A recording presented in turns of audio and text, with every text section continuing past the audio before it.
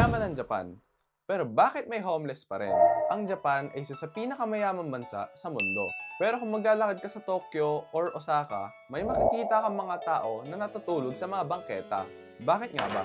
Una, trabaho at kita. Kapag nawalan ka ng trabaho o mababa ang sahod mo, mahirap magbayad ng renta sa Japan. Pangalawa, kalusugan ng tao at edad. Sila yung mga taong hindi makapagtrabaho dahil sa kanilang katandaan or sa tinataglay nilang sakit o karamdaman. Pangatlo, relasyon at suporta. Kapag nasira ang pamilya mo at wala kang pwedeng matakbuhan, mas madali kang mapupunta sa ganitong sitwasyon. At sa Japan, may tinatawag silang salitang mewaku or abala sa iba. At hanggat maaari, ayaw ng mga Japanese na makabala sa ibang tao or sa kanilang mga pamilya. Pang-apat, sistema.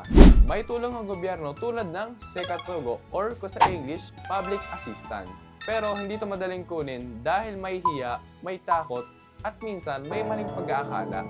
Pero sa totoo lang, kumpara sa ibang bansa, mas kaunti ang nakikitang homeless sa Japan. Sa Japan, maraming hindi permanenteng trabaho. Kaya para sa ilan, hindi stable ang kita. Mayaman ng bansa, hindi pantay ang napupunta sa lahat.